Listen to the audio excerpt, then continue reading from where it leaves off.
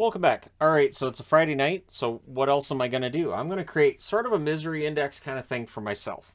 I do see comments here and there, not as much as I used to. In the beginning, a lot of pushback when I said I cheered for more than one team. And then when I said I had three different teams I cheered for, there was a lot of, hey, that's not fair, you can't do that. Now, I've made it clear that Vancouver's my favorite. Boston would be number two, Dallas would be number three. In different occasions where these teams will play each other, which is rare because none of them are in the same division, but when they play against each other, it depends on the situation. I'm going to a game between Vancouver and Dallas on Monday. For Vancouver, they're probably going to be outside of the playoffs. I'm very likely to be wearing a Dallas jersey, cheering for Dallas. Don't worry, my wife's going, we're in Vancouver. So how I became a Dallas fan is via the Minnesota North Stars. I became a North Stars fan during the run to the 1981 finals. Maybe I'll wear a North Stars jersey to the game. Sure. So the biggest heartache I had as a North Stars fan would have been the 1991 Stanley Cup final, senior year in high school, feeling pretty good, and Pittsburgh kind of ruined that for me in 1991 because it's what they do. At least it's what they did at the time. So they took out Boston and they took out Minnesota. So mean of them. But Minnesota didn't really. They had a really bad regular season, but they got in despite their really awful record because they were in the West. So the fact they got to the final might have ticked some people off, and the fact that Pittsburgh pushed them aside probably made people happy, but not for a Minnesota North Stars fan. I was kind of hoping they'd pull it off because they would have been a sub 500 team and they would have won the cup. But they've lost to Chicago. They lost to Chicago 4 times in the time period where I was cheering for them between 81 and when they moved in 93. Then in 94, well, 93, 94, they end up moving to Dallas. And they transferred, and my fandom went with them. I didn't agree with Minnesota losing a team. Obviously, the Minnesota Wild show that taking a team away from Minnesota didn't make any sense. But I like Dallas. And they got all the way to the Stanley Cup final and won it. And then in 2000, they almost won a second, but New Jersey stopped them. So that'll be my biggest heartache as a Dallas fan. And St. Louis and Detroit have knocked them out 3 times since they moved to Dallas. On the Vancouver front, I was a fan of the Canucks. I think the first games I watched might have been in 80, 79 or 80. Might have been the earliest I can recall watching games. But I didn't have the ability to sit and watch an entire game. That wasn't a thing as a little kid. I didn't really get that kind of attention span until 81 is when I really started watching. And so, obviously, the Stanley Cup final for Minnesota, Vancouver being the local team, and I love the Flying V. Absolutely love the Flying V. No apologies there. I thought it was a fantastic jersey. That was different from all the others. I thought it was a completely different look. I thought it looked cool on TV.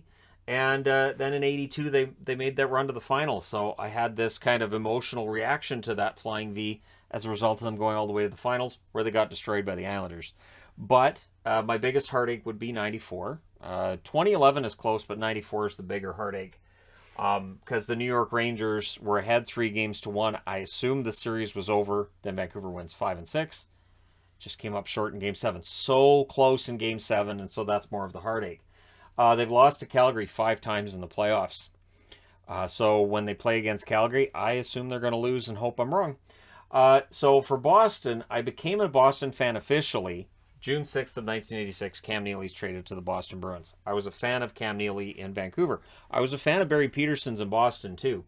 That trade is seen as very lopsided at the time I understood it. It does end up very lopsided. But again, I understood it from the Vancouver perspective. They overpaid for Barry Peterson. They definitely needed a center. The biggest pain I felt as a Boston fan wasn't long after that. It would have been the 1990 final against Edmonton, and I'll talk about it when we get there. They've lost to Montreal 6 times while I've been a fan of Boston, but they lost to Montreal before that during this period as well. Boston had a lot of problems with Montreal. When I did season by season, when I did the history videos, was that 4 summers ago now? It was remarkable how many times I would say, and Boston-Montreal is a bad matchup for Boston. So Montreal knocks out Boston. Hey, look, who meets in the playoffs? Boston-Montreal. Montreal knocks them out. Became a running joke. And so, yeah, the fact that Montreal's knocked them out 6 times while I've cheered for them is the reason why when Montreal plays Boston, I do not assume Boston will beat Montreal. A lot of chest puffing goes on from some Boston fans because of some recent success. I don't do that because I learned a long time ago not to. And really in my history, I'll talk about when I got cocky about a team I cheered for and regretted it. So 1981, the first year I watched the playoffs, and more than just a game here or there. Buffalo knocks out Vancouver in 3 straight, and that was too bad because Doug Hallward was probably their best player during that series. I was a big Hallward fan. Don't ask. I have no idea. I liked his hockey card. Again, it's the Flying V era. Not a lot to cheer for then.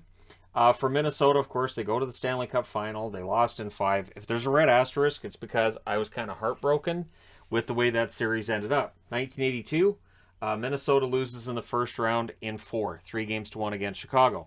So the preliminary round, the first round, was best of 5. They changed it to a best of 7 to try to make it so that upsets weren't as easy. So thankfully, we don't see upsets anymore.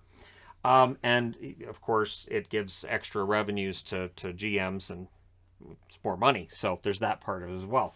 Vancouver gets all the way to the final. They lost against the New York Islanders in 4 straight.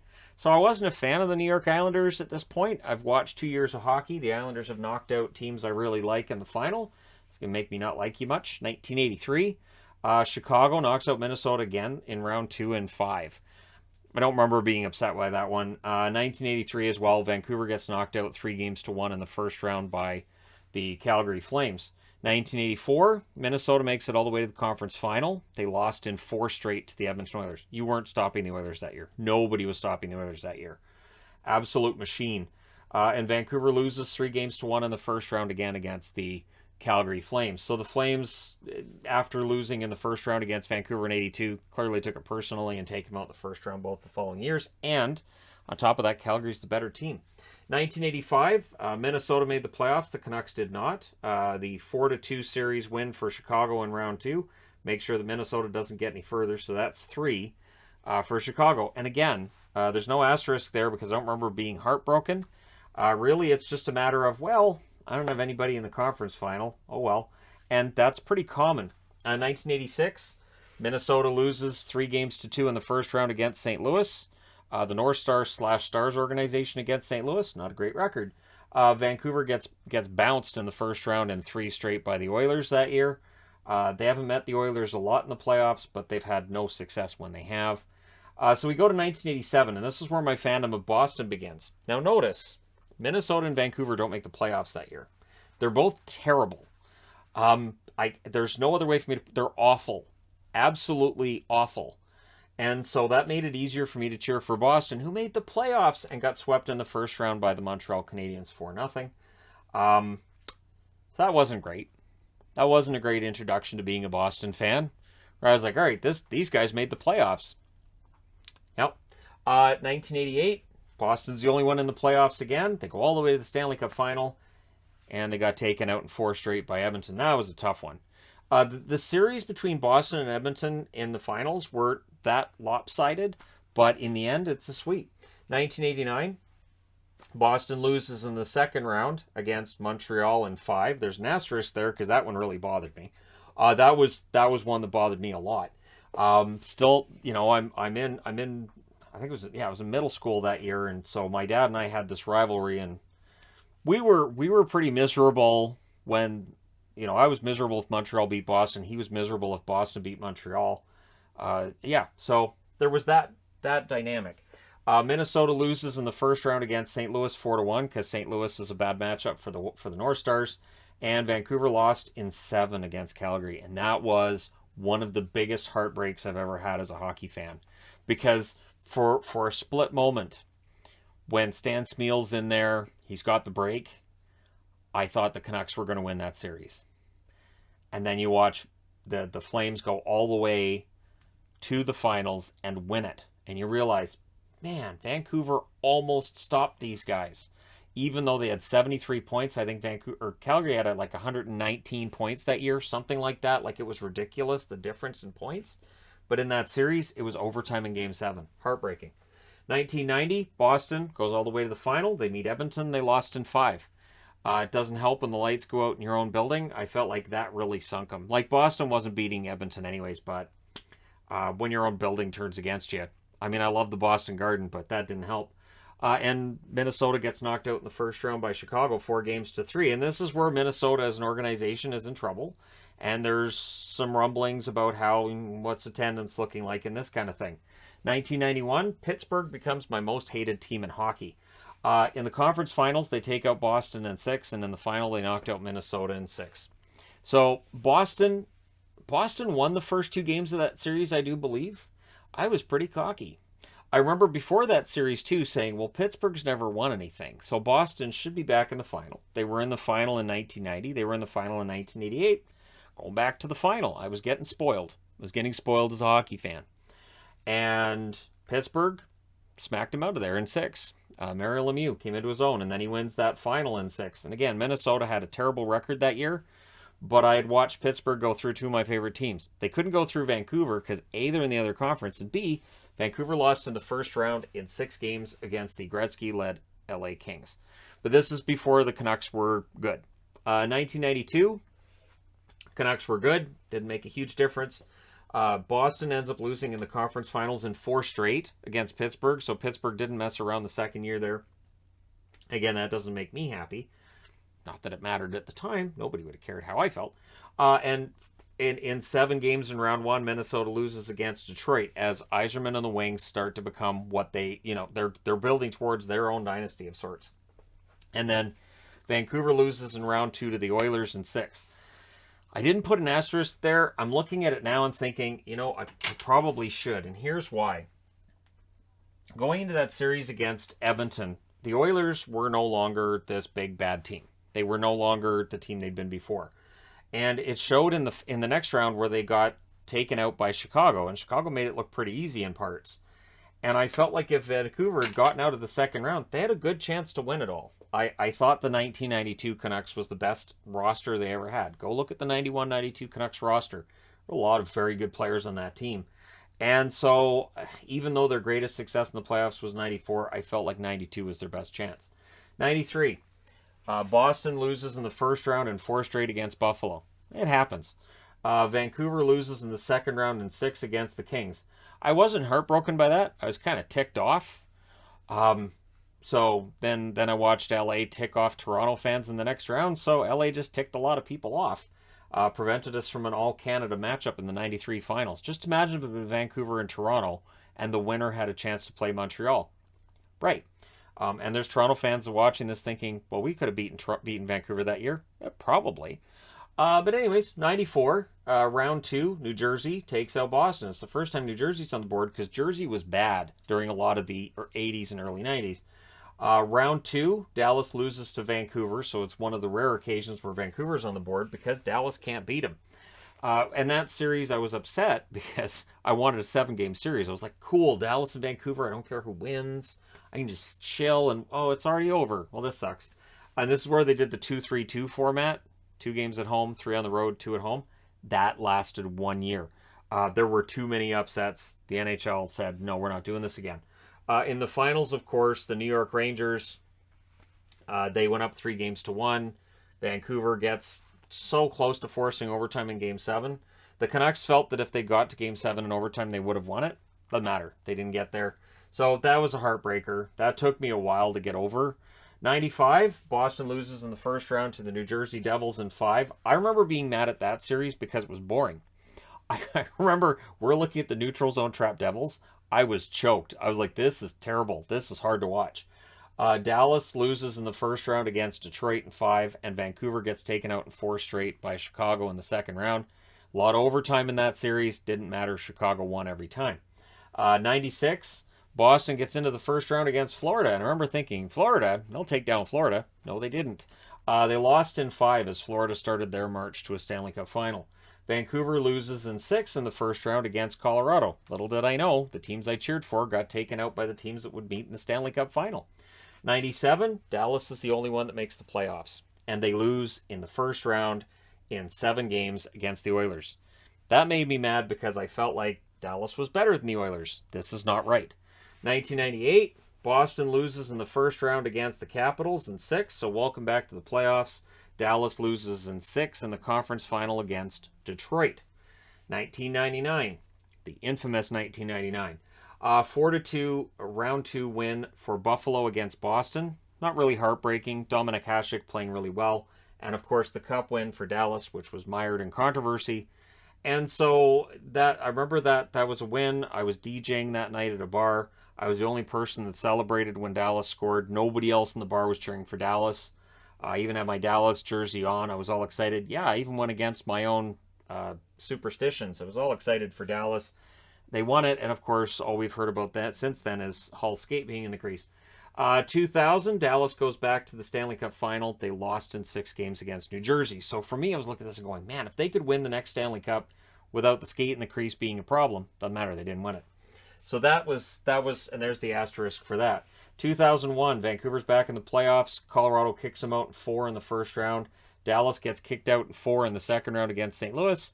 I'm playing Nintendo games early that year. 2001, Boston gets into the playoffs and loses in the first round against Montreal in 6. So I don't like that, so the asterisk is there. And in round 1, Vancouver loses in 6 against Detroit. Here's the thing with that series. Detroit would go on and win the Stanley Cup. Vancouver won both games in Detroit at the start of the series. They had the nerve to give me hope. They had the nerve to give me hope that they were going to knock out Detroit. And then the goal from center ice by Lidstrom happens, and the rest is all history. 2003, Boston loses in the first round to New Jersey in 5, because that's how it works. Boston's not a good matchup for New Jersey. Then Dallas loses against Anaheim in the second round in 6. And Vancouver lost in the second round in 7 against Minnesota. Now, what's interesting is this. Vancouver was down 3-1 against St. Louis. They come back and they win it in 7. They were up 3-1 against Minnesota. Minnesota came back and beat them in 7. Once Vancouver lost Game 5 in that series, even though they were up 3-2, I said they're not winning this series, which threw a lot of people off. So the weird thing is that in the time this channel's existed, I haven't been able to make a hot take like that about teams I cheer for, because there really hasn't been that opportunity for me to come out when a team I cheer for is winning a series and say, yeah, they're not winning this. So there's no proof I said it in 2003. 2004, Boston loses in 7 in the first round against Montreal because it's a bad matchup for Boston. That was frustrating. What was also frustrating was Vancouver losing to Calgary in the first round. And Dallas lost in the first round against Colorado. So I had 3 teams I cheered for in the first round. I had nothing in the second round. And that's kind of a storyline that does show up quite a bit. 2006, Dallas is the only one that makes it. They lose in the first round against Colorado in 5 because they're not a good matchup for Colorado at that point. 2007, Dallas loses in the first round against Vancouver in 7. That was a fun series. That first game of that series went on forever. It went on quite a while. And then in the second round, Anaheim beat Vancouver in 5. Anaheim was not losing to Vancouver. There's nothing Vancouver could have done, even though everybody blamed Luongo. In the end, they just couldn't score goals. They were counting on Jan Bulis to be able to get those goals. There wasn't goal scoring in that lineup. They wrung as much as they could out of Luongo. 2008, Boston loses in the first round against Montreal in 7. Frustration abounds there. Conference final for Dallas. They lose against Detroit in 6. So good run for Dallas, but they lose in the conference finals. 2009, Boston gets to round 2. They lost to Carolina in 7 because there was a rule at that time. If Carolina makes it into the playoffs, they have to make it to at least the conference finals. And Chicago knocks out Vancouver in the second round that year in 6. That one did not bother me as much. That one I got it. Chicago was better, and I thought, you know what, Vancouver, this is a good learning experience for them. They'll get better. 2010, Boston had a 3-0 series lead on Philly, lost in 7. Round 2. I'm not going to put an asterisk next to that because it wasn't heartbreaking. It was rage-inducing. That was a series that I was so angry with Boston that year. Again, if I'd had a channel at that point. Vancouver loses in round 2 against Chicago. That one made me mad because there was a point early in that series where the momentum was in Vancouver's favor, and then you could see it shift towards Chicago, and I'm like, all right, make your adjustments. Make them now. Make it now. Do it now. Do it. And it was just over. So by the time you get to Game 6, I was like, yeah, they're not winning. They're not coming back because they haven't made the adjustments they need to in order to beat Chicago. And I was right. 2011, it's a Stanley Cup win for Boston. So here's the asterisk with this is Vancouver losing in 7, and here's why. Vancouver goes to Boston up 3-2. And I thought, they need to win this in Boston. If they're going to win this, they need to do it in Boston. if they come back for Game 7, if they, especially the way they crashed in Boston in Games 3 and 4, they did that again in Game 6. I was like, they're just not going to do it. So Game 6 was the heartbreak for me. And this is the year. This is the year where I subconsciously said to myself, and it's in videos all over, I don't think Vancouver's ever winning a Stanley Cup in my lifetime. This was the year. Boston wins it. They were full value for that win in Game 7. And of course, then, riots happen and all that. Just absolutely ridiculousness. And I said, yeah, Vancouver's never winning it. 2012, Boston loses in the first round. So defending Stanley Cup champions out in round 1 in 7 games against Washington. I was frustrated by that. Not too upset because Boston had won the Stanley Cup the year before, but I wanted to see them at least get out of the first round. Vancouver loses in 5 in the first round. They were President's Trophy winners, but I didn't think they were nearly as good in 2012 as they were in 2011. And I'd actually kind of hoped that they wouldn't win the President's Trophy, that the Rangers would. And then, LA almost swept them. That was almost a sweep, and they just weren't the same. And of course, people will mention, well, Daniel Sedin wasn't in there for a lot of the series. If Sedin was in this series from the beginning, LA still wins it. Jonathan Quick was not being denied. 2013, Boston gets to the final and loses to Chicago. That was heartbreaking because I thought Chicago had a much tougher time with Boston than they did with Vancouver, but they still won the series in 6. So Boston, in the end, they're just not able to overcome Chicago, who were quite the machine at this point. No harm and no foul in that, but it was still rough. Vancouver lost in 4 straight against San Jose. And honestly, sweeps to me are not nearly as painful as losing in 7. You'll notice the asterisks are never next to a series that's a sweep. Because by the time you get to Game 4, you go, yeah, no, we're done. We're down 3-0. And you're actually kind of thinking, it's kind of better if we just get swept. And again, I know the players don't feel that way, but me as a fan, I feel like, let's just get it over with. 2014, Boston loses in the first round against Montreal in 7. Round 2, frustrating result for yours truly. Dallas loses in round 1 in 6 against Anaheim. 2015, Vancouver's the only one that makes the playoffs, and they lost in 6 games against Calgary. That was the bounce back after Tortorella was gone. So Desjardins was behind the bench, and because they got to the playoffs, I think it got Willie some more time behind the bench than they otherwise would have got. 2016, Dallas is the only one that makes it. They lost in 7 in the second round. The interesting thing is this is where the channel was starting to get some traction. And I stated throughout that series I didn't have any faith in their goaltending. I had no faith in Dallas's goaltending at all. So I didn't think they could outscore their problems. And then when St. Louis won, I was like, yeah, I didn't even watch some of the games in that series. 2017, Boston loses in the first round in 6 against Ottawa. What I remember from that series was Boston's blue line being decimated by injuries. To take nothing away from Ottawa, but I think by the end of that series, Boston had 5 of their top 6 defensemen out of the lineup. It was 4 or 5. It was a lot.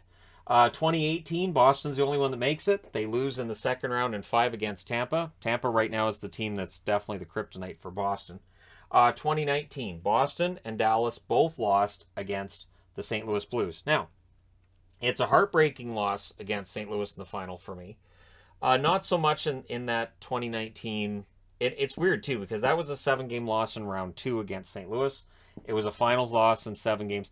I wasn't nearly as upset with the Dallas one. I was more upset with a certain play that went on during that game for Dallas, but St. Louis deserved to win that series, and St. Louis deserved to win the Stanley Cup. So it's one of those oddities where a team I cheer for loses to...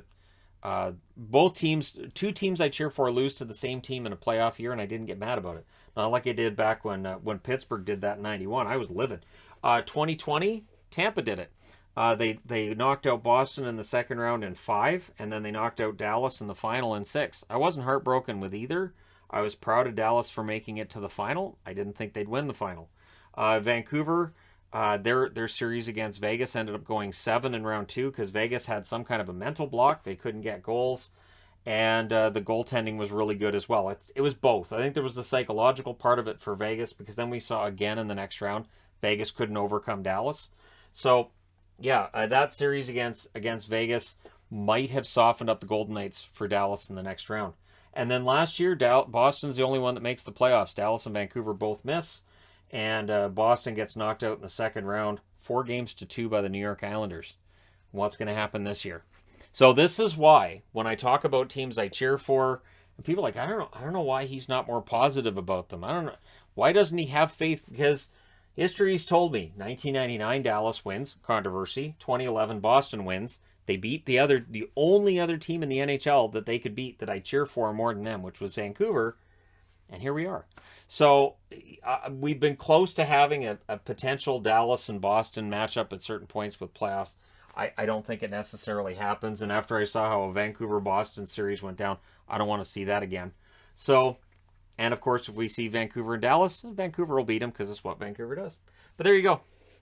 There you go. A little bit of a history of my own misery. Sort of a THG misery index, if you would. And it might kind of explain why at times when I talk about teams that I've had issues with, it might have knocked my team out a lot. A lot of that's softened, though, with the channel's growth and everything. Now I watch every team. But, yeah, there have been times where Calgary, Montreal, Chicago, not a fan. Pittsburgh, not a fan. But, again, that all changes with the bigger the channel's got, the more I watch. And the more I interact with fans of different teams. So there you go. Let me know your thoughts in the comment section below, as always. Don't forget to hit like and subscribe if you're browsing your way through. You just happened upon this video. Thank you guys so much for watching, for all your support. I will talk to you again soon.